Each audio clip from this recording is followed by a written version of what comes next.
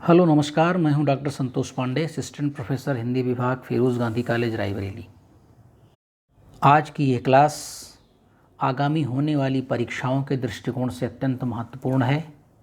हम आज अपनी इस क्लास में इस बात पर चर्चा करेंगे कि सेमेस्टर या जो वार्षिक परीक्षाएं आने वाली हैं या होंगी, उसमें उत्कृष्ट प्रदर्शन की हमारी रणनीति क्या हो, किस प्रकार से हम पेपर को सॉल्व करें, किस प्रकार से हम कॉपी अपनी लिखें कि हमें सर्वोच्च अंक प्राप्त हों, हमें अधिकतम अंक प्राप्त हों।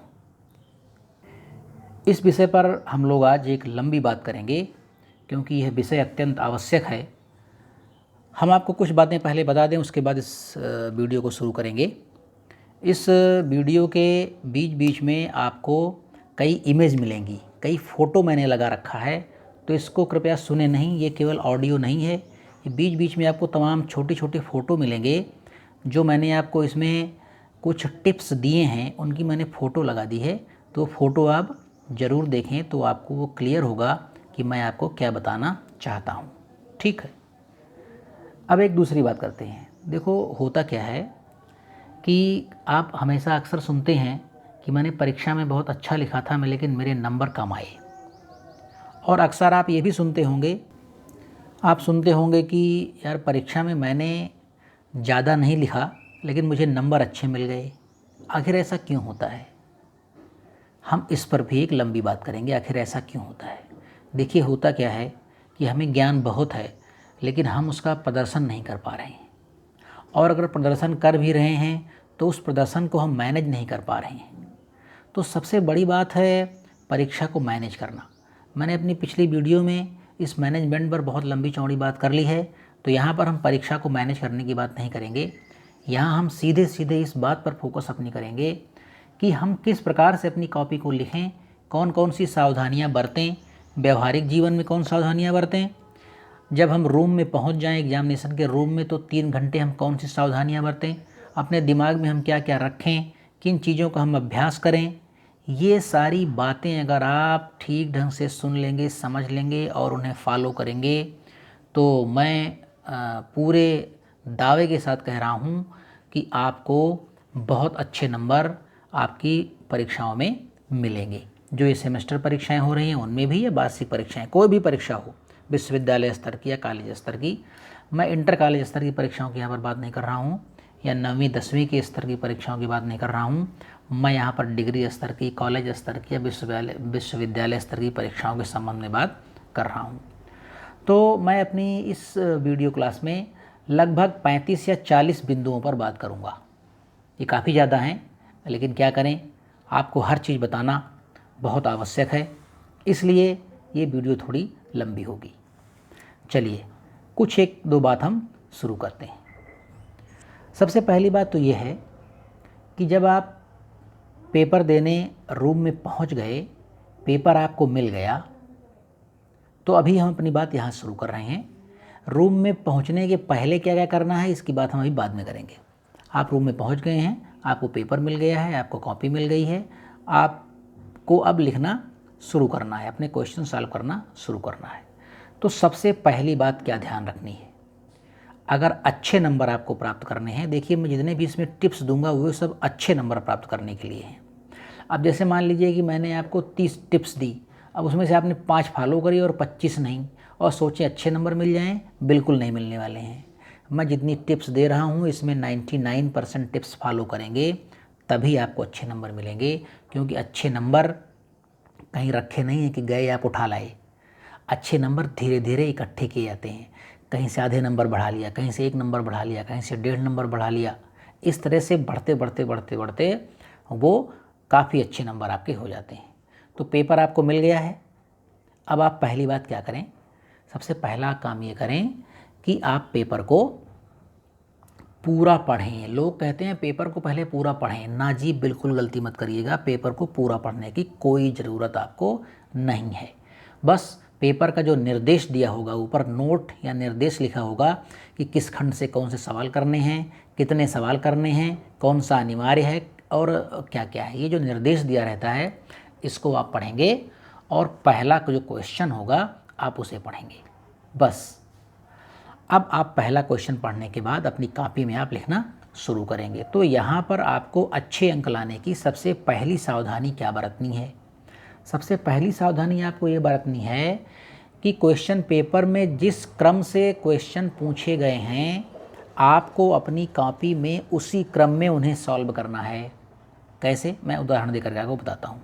जैसे मान लीजिए कि सबसे पहले पूछा गया प्रश्न संख्या 1, तो आप भी लिखेंगे प्रश्नोत्तर संख्या 1। फिर उसके बाद पूछा गया प्रश्न 2, तो आप लिखेंगे प्रश्नोत्तर संख्या 2, फिर 3, फिर 4, फिर 5, 6, 7, या मान लीजिए बीच में कोई आपको छोड़ना है, अथवा में है तो उसको अथवा में। यानी कुल मिलाकर के आपको पेपर के सीरियल को अपनी कॉपी में हमेशा मेंटेन करना है।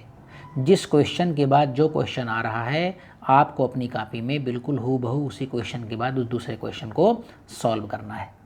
पहली बात। इसमें दूसरी बात समझ लेते हैं। होता क्या है कि कभी कभी एक ही प्रश्न में 3 खंड आ सकते हैं। जैसे मान लीजिए पहला प्रश्न है प्रश्न संख्या 1, अब उसमें 3 खंड है क ख ग, और ऊपर निर्देश दिया हुआ है कि कोई भी 2 प्रश्न करें। अब मान लीजिए आप क और ग करना चाहते हैं तो क्या करें? क और ग दोनों को एक ही जगह करें। ऐसा नहीं कि प्रश्नोत्तर संख्या 1 का क आपने अभी पेज नंबर 1 पर कर लिया और ग को सोचा कि आप बाद में करेंगे, अभी टाइम मिलेगा तो आगे करेंगे, 6वें पेज पर करेंगे, 8वें पेज पर करेंगे। जी नहीं, बिल्कुल गलती मत कीजिएगा, ये बहुत बड़ी गलती है। आपके नंबर को कम करने में ये बहुत बड़ी गलती बच्चे करते हैं। अक्सर मैं काफ़ी जाते समय ऐसे बच्चों को देखता हूँ, बहुत बच्चे ऐसे मिलते हैं जो ये गलतियाँ करते हैं और अपने नंबर कम करवा लेते हैं। अभी हम बात करेंगे नंबर कम होते कैसे हैं। तो होता क्या है कि आपको अगर पेपर 1 में 3 खंड हैं, 4 खंड हैं, 6 खंड हैं, जितने भी खंड हैं और जितने भी करने हैं उनको सीरियल से करना है। अगर आपको का करना है तो वहीं पर लिखेंगे प्रश्नोत्तर संख्या 1 का, और अपना सवाल आप कर देंगे, सॉल्व कर देंगे। फिर मान लीजिए आपको खा करना है तो बस उसके बाद तुरंत लिखेंगे प्रश्नोत्तर संख्या 1 ब्रैकेट में खा लिखेंगे और उसको कर देंगे। अगर गा करना है तो कुल मिलाकर के चाहे क्वेश्चन हो उसको हमें क्रम से करना है, और चाहे क्वेश्चन के अंतर्गत 2-3 विभाजन हो उसको भी हमें उसी क्रम से ही करना है। ठीक, ये 2 बातें हो गई। अब अभी मैंने आपको बताया कि ऐसा हमें क्यों करना है। हम ऐसा क्यों नहीं कर सकते हैं कि क्वेश्चन नंबर 5 पहले कर दें, 3 बाद में कर दें, 1 फिर कर दें, फिर 2 कर दें, फिर 4 कर देंगे। ऐसा भी कर सकते हैं। मैंने पूरा पेपर सॉल्व तो किया, भाई क्या दिक्कत है आपको? तो दिक्कत है, बहुत दिक्कत है। आप तो पेपर सवाल करके चले गए उल्टे सीधे। अब क्या है, एग्जामिनर को उसे चेक करना है, उसे हर क्वेश्चन में नंबर देना है, और हर क्वेश्चन के नंबर को उसे एक सीट में चढ़ाना होता है, और वो सीट सीरियल से बनी होती है। क्वेश्चन नंबर 1 का का खा गा घा अंगा, क्वेश्चन नंबर 2 का खा गा घा अंगा, क्वेश्चन नंबर 3 का खा गा घा अंगा, क्वेश्चन नंबर 4 का। इस तरह से एक सीट बनी होती है, इस पर एग्जामिनर को नंबर चढ़ाना होता है। अब जैसे मान लीजिए कि प्रश्नोत्तर संख्या 1 में 2 खंड हैं का और खा, आपने का कर दिया पहले पेज पर और उसके बाद आपने डाल दिया प्रश्नोत्तर नंबर 2, खा कहाँ गया? एग्जामिनर का दिमाग तुरंत ठक से होगा कि यार इस बच्चे ने खा किया कि नहीं किया। तो वो क्या करेगा, वो सबसे पहले आपका ढूंढेगा कि खा कहाँ गया आपका, क्योंकि उसे सीट पर प्रश्नोत्तर नंबर 1 के का खा 2 करने हैं तो दोनों के नंबर चढ़ाने हैं। हाँ, आपने नहीं किया है तो कोई बात नहीं, लेकिन उसे क्या मालूम आपने किया कि नहीं किया? ये तो आपको मालूम है ना कि हमने नहीं किया है या किया है। एग्जामिनर को तो नहीं मालूम है ना कि आपने किया कि नहीं किया। वो तो पूरी कॉपी पलटेगा आपका, फिर पता लगा 6 पन्ने पलटा तो उसे खा मिला। अब उसने खा को चेक किया, अब वो क्या करेगा, जो सीट उसको मिलती है नंबर चढ़ाने की, वहाँ पर प्रश्नोत्तर संख्या 1 के आगे का, अब फिर पीछे पलटेगा, का में मैंने कितना नंबर दिया बच्चे को, तो का में जो नंबर दिया उसको चढ़ाएगा, फिर खा में जो नंबर दिया उसको चढ़ाएगा, फिर आगे उसका टोटल कर देगा। यानी प्रश्नोत्तर संख्या 1 में जैसे मान लीजिए का में आप 3 नंबर पाए, खा में आप 4 नंबर पाए, आगे उसका योग उसने लिख दिया 7 नंबर। अब देखो इसमें हुआ क्या, इसमें एग्जामिनर इरिटेट हो रहा है। अगर हमको किसी से नंबर लेने हैं तो उसे आप इरिटेट करेंगे क्या? बिल्कुल नहीं। आप इरिटेट करेंगे तो इरिटेशन में आप जानते हैं फिर नंबर कम हो सकता है। ठीक, दूसरा क्या है, दूसरा कैसे नंबर कम हो सकता है? हो सकता है कि का आपने पहले पेज पे कर दिया और उसने का नंबर चढ़ा दिया उसी समय, का आपने किया और खट चढ़ा दिया, क्योंकि आगे वो देख रहा है कि आपने लिख दिया प्रश्नोत्तर संख्या 2 खा आपने किया नहीं, तो क्या किया उसने, सीट पर का चढ़ा दिया। अब आगे कहीं आपने खा किया है, उसने जांच तो दिया, लेकिन चूंकि वो क्वेश्चन नंबर 1 के का को चढ़ा चुका है तो हो सकता है वो खा को चढ़ाना वहाँ भूल जाए, क्योंकि दिन भर में उसे 150 कॉपी चेक करनी हैं, गर्मी है, तनाव है, तमाम तरह की दिक्कतें हैं। तो अगर उसके दिमाग से चला गया, उसने वहाँ नहीं चढ़ाया, तो आपके तो 3 या 4 नंबर गए। तो सावधानी आपको बरतनी है, सावधानी एग्जामिनर भी बरतता है, लेकिन पहले सावधानी बरतनी है आपको कि आप जितने भी खंड हों और जो भी सवाल पेपर में दिए हों उनको सीरियल से करेंगे तो एग्जामिनर आपकी कॉपी को बहुत जल्दी जांच देगा, एकदम प्रसन्नता भरे मूड में जांचेगा। वो इरिटेट नहीं होगा, उसे गुस्सा नहीं आएगी यार बच्चे ने क्या लिखा है, कुछ गलत सलत भी लिखा है और कहीं यहाँ कर दिया, हाँ यहाँ का ईंट वहाँ का रोड़ा, भानुमति ने कुनबा जोड़ा, तो कुनबा जोड़ के आपने अपनी कॉपी तैयार कर दी। तो इसलिए एग्जामिनर को हमें इरिटेट नहीं करना है, हमें इन चीज़ों से बचना है, अपने सारे क्वेश्चन हमें सीरियल से करने हैं। चलिए अगले बात पर आते हैं।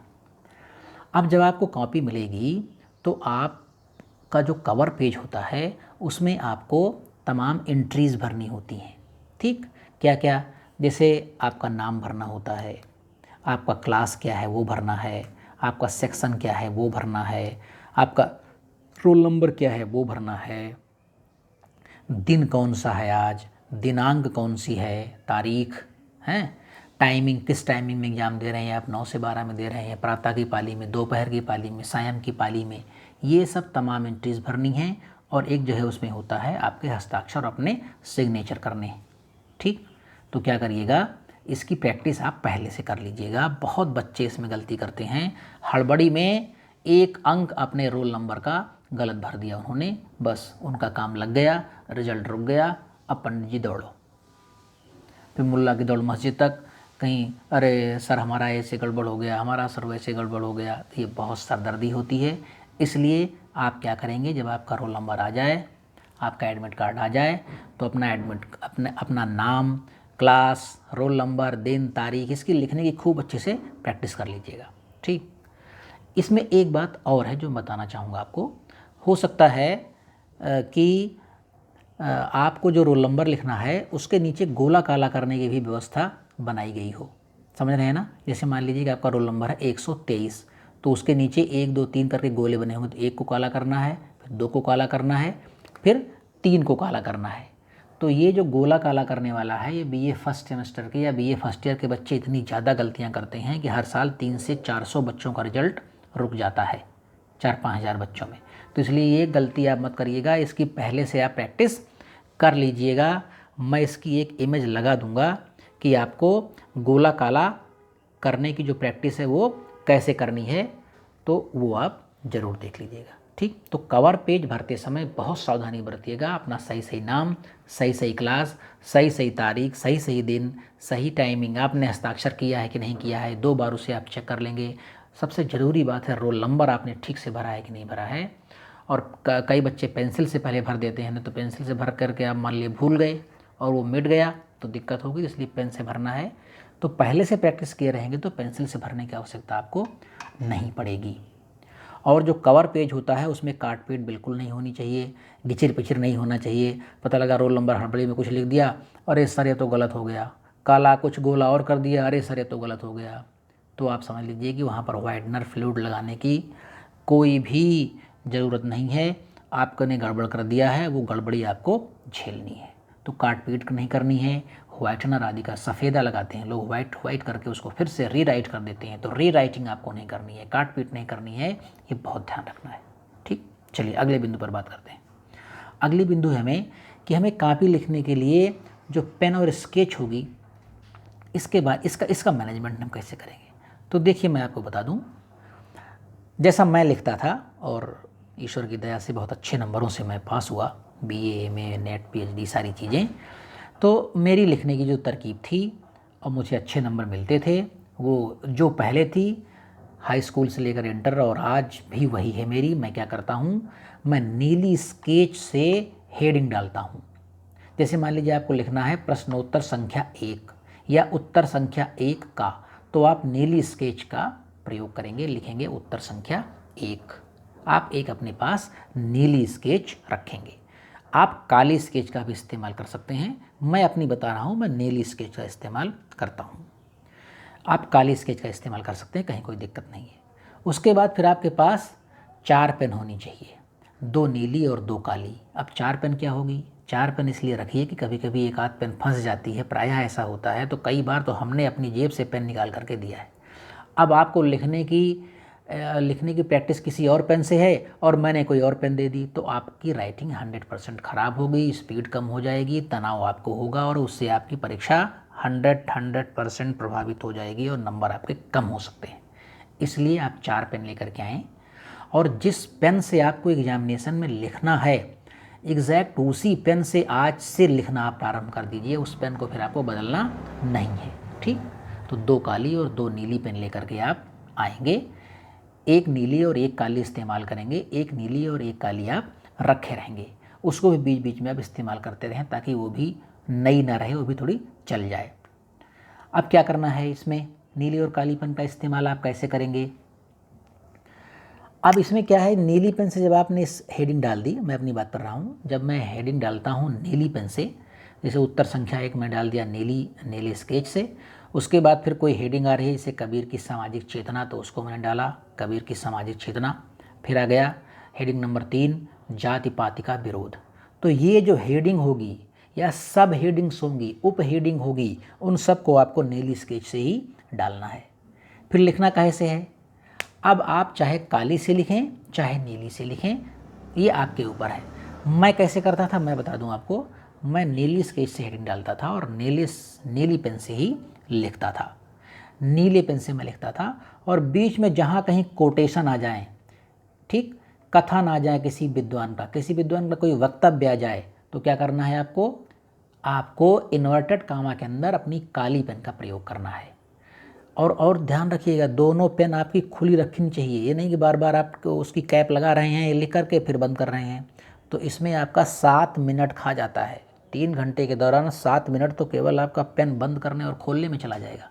तो इस बात का जरूर ध्यान रखें कि दोनों पेन आप खोल कर रख दीजिए, उसकी कैप चुपचाप अपनी ज्योमेट्री बॉक्स में रख लीजिए और आराम से आप अपना काम करिए। ठीक, तो नीली पेन से आपको पूरे अपने क्वेश्चन लिखने हैं जैसा मैं करता था, और काली पेन से आपको अपने कथन, वक्तव्य या उदाहरण। अब जैसे मान लीजिए आ गया कि कबीरदास ने धार्मिक पाखंड का खुल करके विरोध किया, उदाहरण के रूप में डैश और नीचे उदाहरण आप लिखेंगे क्या, कि पाहन पूजे हरि मिलें तो हम पूजे पहाड़, ताते ये चकिया भली पीस खाए संसार। इस चीज़ को आप काली पेन से लिखेंगे, एक लाइन ऊपर से छोड़ेंगे, एक लाइन नीचे से छोड़ेंगे, बीचों बीच में इन्वर्टेड कामा लगा करके आप इस बात को लिखेंगे। तो कोई कथन, कोई वक्तव्य, कोई उदाहरण, कोई पंक्ति, कोई चौपाई, दोहा, साखी, शब्द, रामायणी, छंद, जो कुछ भी हो, ये आप हमेशा काली पेन से लिखेंगे। ठीक है, चलिए अगली बात करते हैं। अब मान लीजिए कि आपने पूरा सवाल कर दिया, पूरी कॉपी कर दी, 3 घंटे ख़त्म हो गया और एग्ज़ाम ख़त्म हो गया, अब आपको कुछ नहीं लिखना है, तो क्या करें। तो कॉपी का जो अंत है, जहाँ पर आपने समाप्त कर दिया है लिखना, वहाँ पर नीली स्केच पेन से आप लिखें समाप्त या एंड। क्या लिखेंगे, समाप्त या एंड। और जब आप लिखना शुरू करेंगे तो जो पहला वो लिखेंगे आप, पहला पेज, तो उस पहले पेज के सबसे नीचे दाहिनी तरफ आप क्या लिखेंगे, PTO, P.T.O। इसका मतलब क्या हुआ, प्लीज़ टर्न ओवर, कृपया पन्ना आगे पलटें, ताकि एग्जामिनर को ये लगे कि हाँ अभी आपने आगे लिखा है। ठीक, सबसे नीचे दाहिनी तरफ कोने में आप लिखेंगे PTO, तो एग्जामिनर आगे आपका पन्ना पलटता जाएगा, यानी बच्चे ने आगे अभी लिखा है, नहीं तो पता लगा उसने वहीं जांच के समाप्त कर दिया। ठीक, चलिए अगली बात क्या करते हैं। आपको ध्यान रखना है कोई पेज छूटने ना पाए। कभी कभी होता क्या है कि हमारी कापी चिपकी रहती है, कुछ पन्ने हमारे चिपके रहते हैं, तो आपको सावधानी बरतनी है कि जैसे ही आपको एग्ज़ाम हॉल में आपको कापी दी जाए, तो सबसे पहला काम है पूरी कापी को आगे पीछे ऊपर नीचे चेक करना कि कापी कहीं फटी तो नहीं है, कापी में कहीं कुछ और डिस्टर्बेंस तो नहीं है। आपको एक एक पन्ना फटाफट उसका चेक कर लेना है 1-1.5 मिनट के अंदर अंदर। ठीक, क्योंकि एग्ज़ाम तो बाद में शुरू होगा, आप पहले पहुंच जाएंगे ना, तो अपनी कापी अच्छे से चेक कर लीजिए। जब अच्छे से आप चेक कर लें तब उसमें अपनी एंट्री भरना शुरू करें, नहीं तो फिर बहुत दिक्कत होती है। तो इसलिए अपनी कापी चेक कर लें, कापी ठीक ठाक है, अपनी एंट्री भरना आप शुरू करें। तो पेज चिपके रहते हैं। अब आपने मान लीजिए कि 4 पेज लिखा, अब आपको 5वें पेज पर लिखना है, लेकिन क्या करें, चौथा और 5वां पेज चिपका है, तो खट से आप क्या कर देंगे, 6वें पेज पर लिख देंगे। और अब आपको मालूम ही नहीं कि हमने पेज छोड़ा है, 7वें पर लिख गया, 8वें 9वें पर। अब एग्जामिनर ने जांचना शुरू किया, पेज नंबर 4 पर आया, उसने पलटा, आगे 5 और 6 पूरा सादा पड़ा है क्योंकि चिपका हुआ है, तो बस वो समझ लेगा कि आपने आगे नहीं लिखा है, और वहीं पर वो नंबर दे करके अपना काम समाप्त कर देगा, अपना साइन करेगा उस सादे पन्ने पर कि बस यहाँ समाप्त। और आपका बहुत बड़ा नुकसान हो सकता है। इसलिए इस बात का जरूर ध्यान रखें कि आपका कोई पेज बीच से छूटने ना पाए, नहीं तो आपके लिए दिक्कत हो सकती है। अगली बात हम करते हैं, अगली बात हम करेंगे राइटिंग के बारे में। पिछली वीडियो में मैंने राइटिंग के बारे में बात की है, यहाँ भी करेंगे, लेकिन अलग मूड में करेंगे। राइटिंग अच्छी हो आपकी, बहुत अच्छा है, गलत ना लिखें, बहुत अच्छी बात है।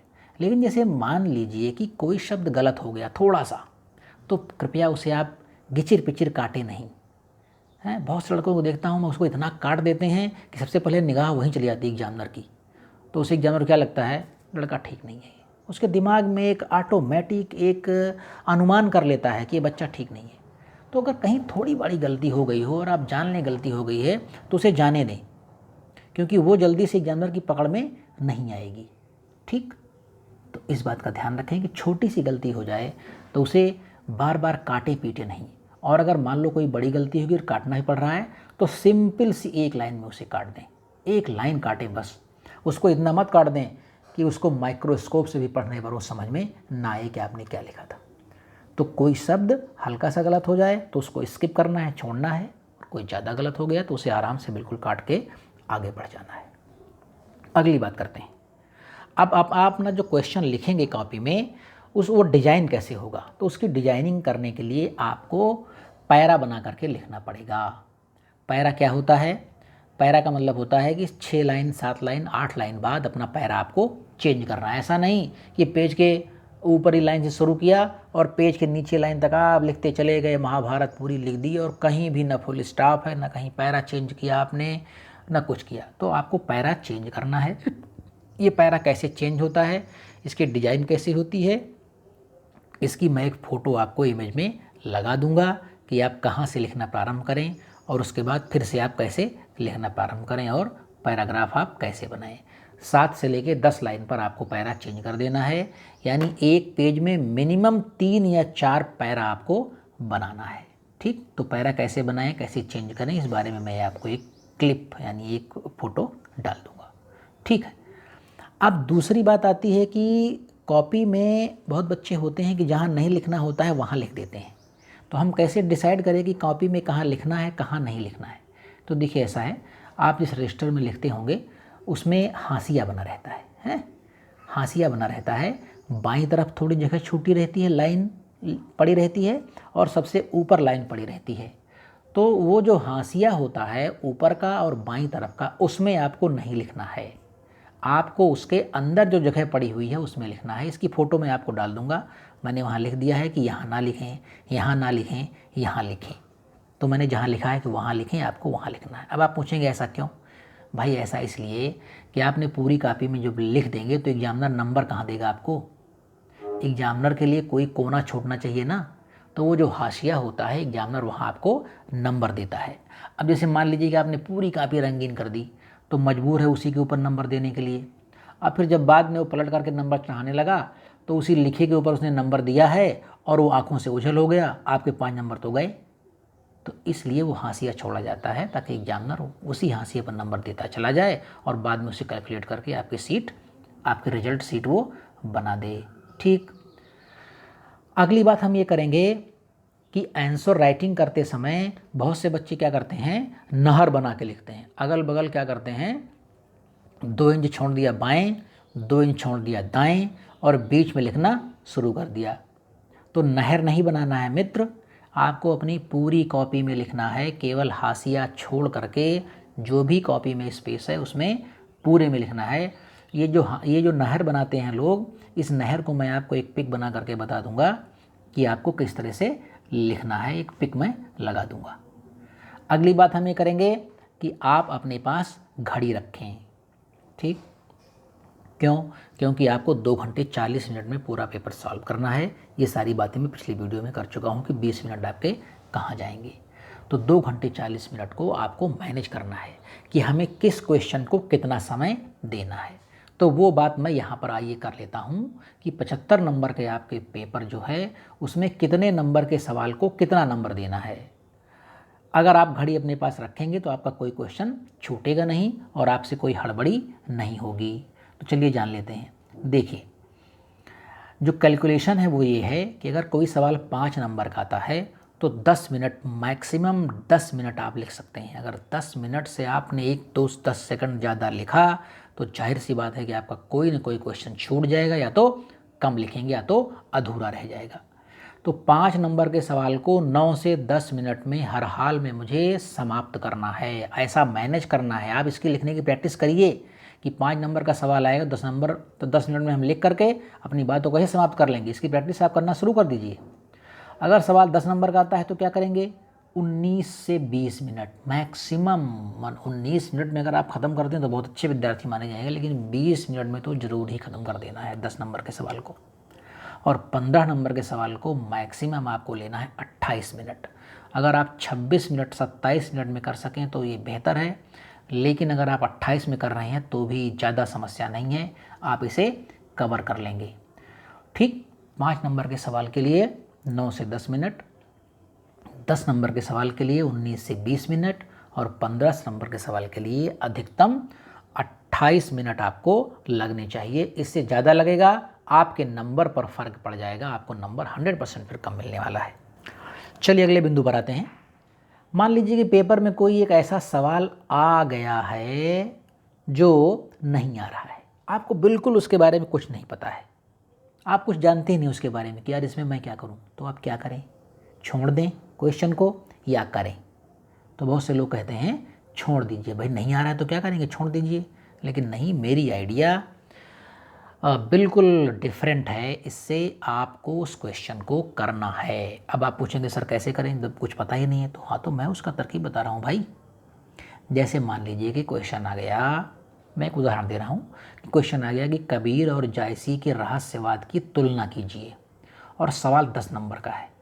एक उदाहरण के तौर पर सवाल 10 नंबर का है और सवाल है कबीर और जायसी के रहस्यवाद की तुलना कीजिए, और आपको रहस्यवाद का राह भी नहीं पता है। आपको कबीर तो पता है, आपको जायसी तो पता होगा, इतना तो पता होना पड़ेगा ना, नहीं तो पेपर देने का मतलब फिर क्या है, फिर तो पेपर मत ही देने जाओ, अपना काम करो।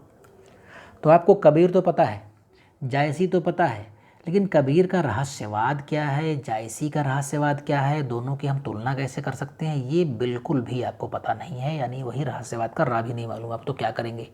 तो कई लोग कहते हैं ऐसे में क्वेश्चन हमें छोड़ देना चाहिए, हमें गलत सवाल जो नहीं आ रहा है उसे नहीं करना चाहिए। लेकिन नहीं नहीं नहीं, बिल्कुल नहीं। ये जो आपकी परीक्षा है ये प्रतियोगी परीक्षाओं में आप करिएगा, जब यूपीएससी में बैठिएगा और पीसी से बैठिएगा तो वहाँ तो मत करिएगा बिल्कुल, वहाँ मैं सलाह नहीं दूंगा। वहाँ सलाह दूंगा कि अगर नहीं आ रहा है तो बिल्कुल नहीं करना है आपको, लेकिन यहाँ नहीं आ रहा है तो भी करना है। अब आप कैसे करना है, तो भाई देखो, अगर सवाल आ गया कि कबीर और जायसी के रहस्यवाद की तुलना कीजिए, तो आप रहस्यवाद नहीं जानते हैं ना, कोई बात नहीं भाई, कबीर तो जानते हैं आप, जायसी को तो जानते हैं आप, तो क्या करें, आप हेडिंग डालें यही क्या, कबीर और जायसी के रहस्यवाद की तुलना, और पैराग्राफ बना करके एक पेज में आप 3 या 4 पैराग्राफ बना करके जो कुछ भी आप कबीर और जायसी के बारे में जानते हैं उसे लिखना शुरू करें। लेकिन कैसे लिखें, अब देखिए यहाँ पर थोड़ा दिमाग लगाइए, टेक्निक। यहाँ पर कबीर और जायसी दोनों के बारे में पूछा जा रहा है, तो पहले पैरा में आप क्या लिखें, कबीर के बारे में, दूसरे पैरा में जायसी के बारे में, तीसरे पैरा में कबीर के बारे में, चौथे पैरा में जायसी के बारे में। सच मानिए 2.5 पेज आप लिख जाएंगे भाई, क्योंकि कबीर के बारे में मालूम है ना आपको, जायसी के बारे में मालूम है ना, रहस्यवाद के बारे में नहीं मालूम है, कोई बात नहीं। जितना आपके पास समय है निर्धारित, उतने समय में जो कुछ भी आता है वो आप कर दीजिए। अब आप पूछेंगे कि सर इससे फ़ायदा क्या होगा, वो तो काट देगा एग्जामिनर कि मैंने गलत लिखा है। नहीं नहीं नहीं नहीं, ऐसा कुछ नहीं है।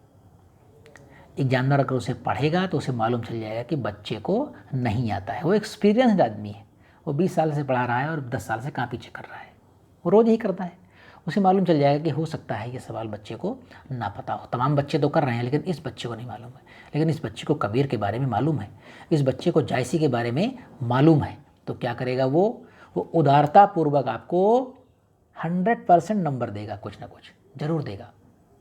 अब जैसे मान लीजिए 10 नंबर का सवाल है और आपने कबीर जायसी के बारे में 1.5 पेज लिख दिया है, तो विश्वास मान के चलिए कि 4-5 नंबर आराम से मिल जाएंगे, आपको मिल सकते हैं।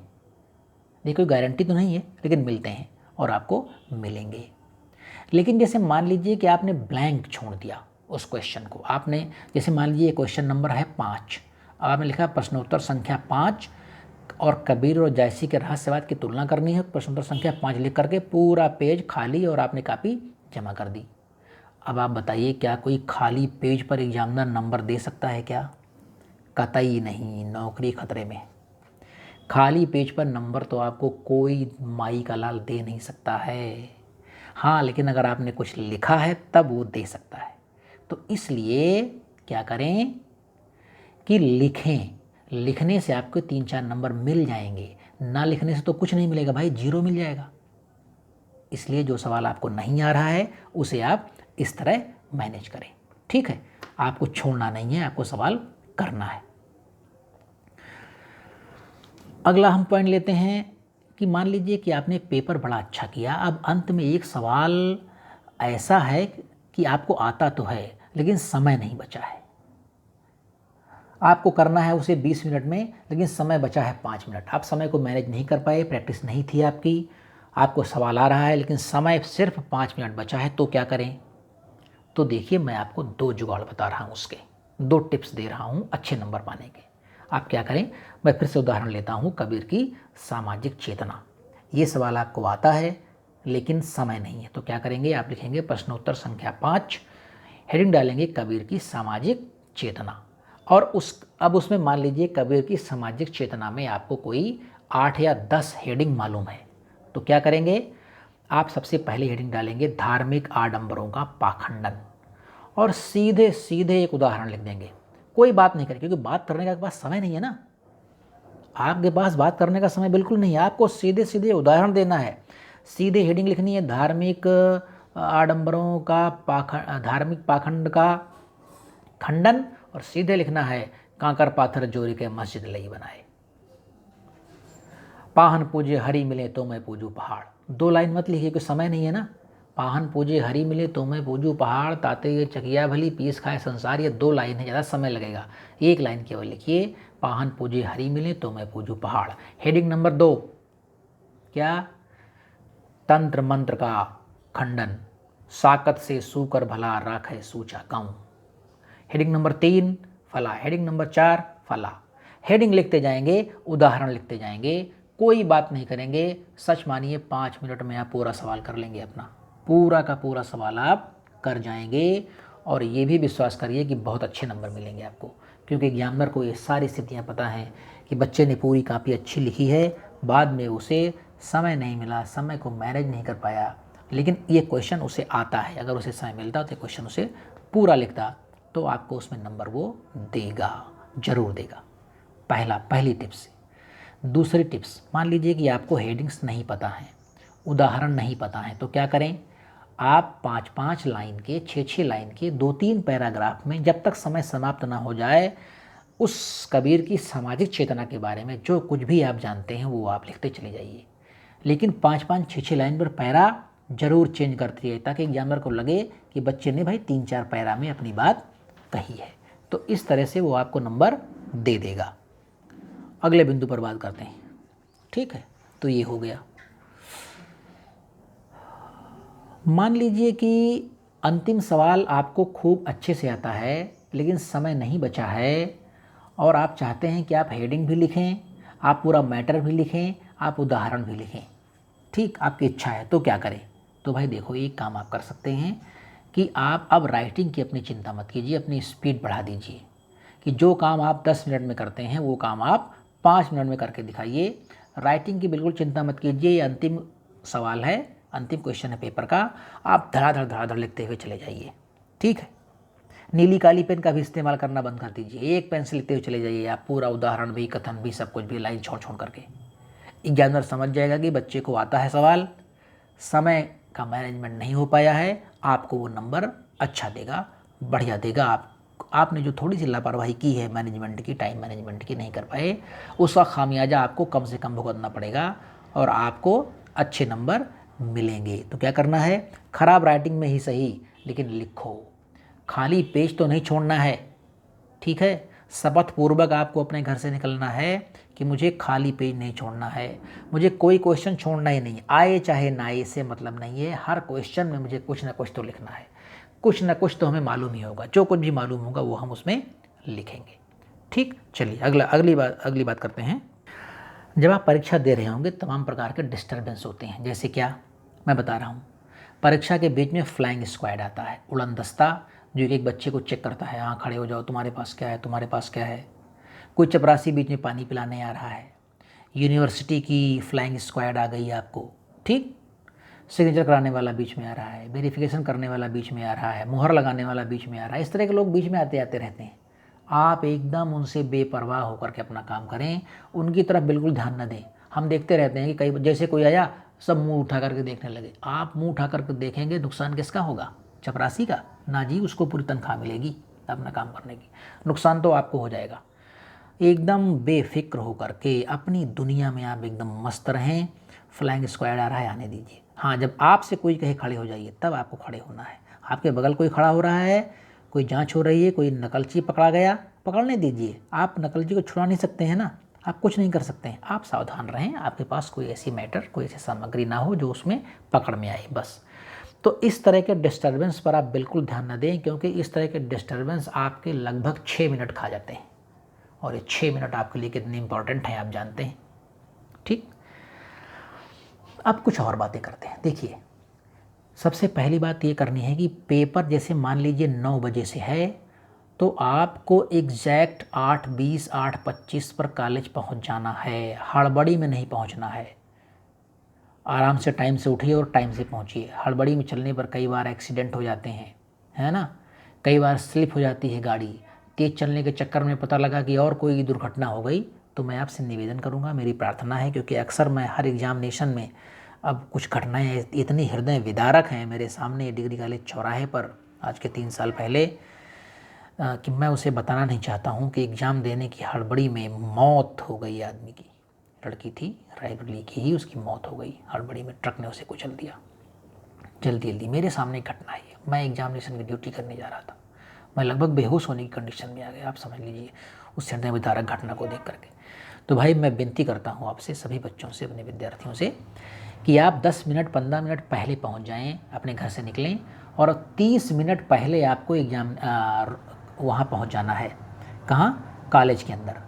और फिर आप वहाँ पहुँचेंगे तो कम से कम 10 मिनट लग जाएगा आपको वहाँ पहुँचने में, आपके रूम तक। अब आपके पास 15-20 मिनट बचे हैं, तो 15-20 मिनट पहले आपको हर हाल में अपने कमरे में पहुँच जाना है। ठीक से बैठिए, गर्मी से आए होंगे चल करके, प्यास लगी होगी, पानी पीजिए, हड़बड़ी होगी एग्ज़ाम की, थोड़ा दिल अपना धड़कना शांत करिए 10 मिनट में, है ना।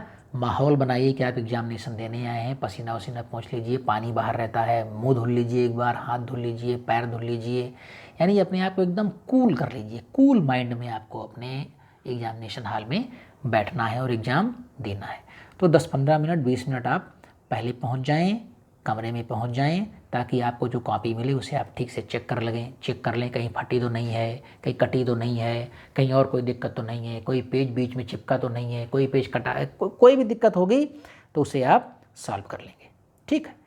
अगली बात हम करेंगे, देखिए, नकल करना अपराध है, और फिरोज़ गांधी कॉलेज की बात मैं बता दूं आपको, तो बिल्कुल भी नकल के नाम पर ये पूरा यूपी जानता है। CSJM यूनिवर्सिटी से जब ये संबद्ध था कॉलेज, तो पूरा CSJM यूनिवर्सिटी जानती थी, लखनऊ विश्वविद्यालय जानता है, और एक एक बच्चा जानता है कि फिरोज़ गांधी कॉलेज में नकल नहीं होती है।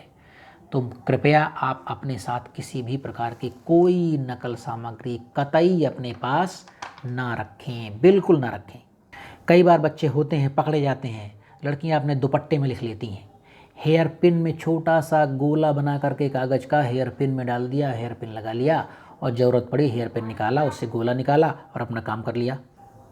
तो हेयर पिन में रख लेते हैं। ज्योमेट्री बॉक्स के नीचे वाला जो हिस्सा होता है उसमें कई बार बच्चे लिखते हैं। ये सब मेरी आंखों के सामने पकड़ा गया है इसलिए बता रहा हूँ मैं आपको, ठीक। उसके हिस्से में शर्ट की जो बाँह होती है, अगला हिस्सा जहाँ पर बटन लगी होती है, उसके अंदर लिख लिया। वाइट शर्ट पहन ली, लिख ली छोटा छोटा, और बटन बंद करके बैठे हैं, ज़रूरत पड़ी खोल के अपना काम कर लिया। नोट पर कई बार नोट पे लिखे हुए बच्चे पकड़े गए, नोट पे लिख लिया उन्होंने, नोट रखे हुए हैं भाई, पैसे में लिख लिया। तो नकल का प्रयास करते हैं। टीचर सब जानता है, देखो मैं टीचर हूँ, जानता हूँ ना कहाँ लोग लिखते हैं, कहाँ लोग अपना काम करते हैं। तो बिल्कुल भी आप मत सोचिएगा कि मैं नहीं जानता हूँ, मैं भी नीचे से पढ़ के आया हूँ। हर टीचर नीचे से पढ़ के आया है, डायरेक्ट माँ के पेट से निकल करके यहाँ टीचर नहीं बन गया, प्रोफेसर नहीं बन गया है। इसलिए उसके सारे जुगाड़ उसे मालूम है कि आप कहाँ कहाँ नकल कर सकते हैं। तो मैं पुनः आपसे निवेदन करता हूँ, मैं अपने सभी विद्यार्थियों से हाथ जोड़कर प्रार्थना करता हूँ कि भाई प्लीज़ कृपया नकल की सामग्री अपने साथ बिल्कुल नहीं लाएं, ठीक। अगली बात करते हैं। आप जब रोल नंबर अपना देखें, इसे मान लीजिए आपका रोल नंबर है 1000 और 1000 रोल नंबर रूम नंबर 8 में है, तो अच्छी तरह से 3 बार देख लें आप कि मेरा ही रोल नंबर है ना 1008, रूम नंबर 8 में ही है ना। हड़बड़ी में ना देखें, अच्छे से देख लें कि रूम नंबर जहाँ लिखा हुआ है वो रूम नंबर में है, रोल नंबर जहाँ लिखा हुआ वहाँ रोल नंबर देखना है, रूम नंबर जहाँ लिखा हुआ वहाँ रूम नंबर देखना है। तो 1000 और 8 नंबर में, अब आप 8 नंबर में आ गए। अब 8 नंबर में आप देख लीजिए कि आपकी सीट कहाँ है। कन्फ्यूजन हो, जो टीचर वहाँ पर, जो प्रोफेसर ड्यूटी रहेगी वहाँ आप पूछ लीजिए कि सर मेरी सीट कहाँ है। उस सीट पर आप जाएंगे तो उस पर एक स्लिप चिपकी होगी उस सीट पर, और उस पर आपका रोल नंबर अंकित होगा।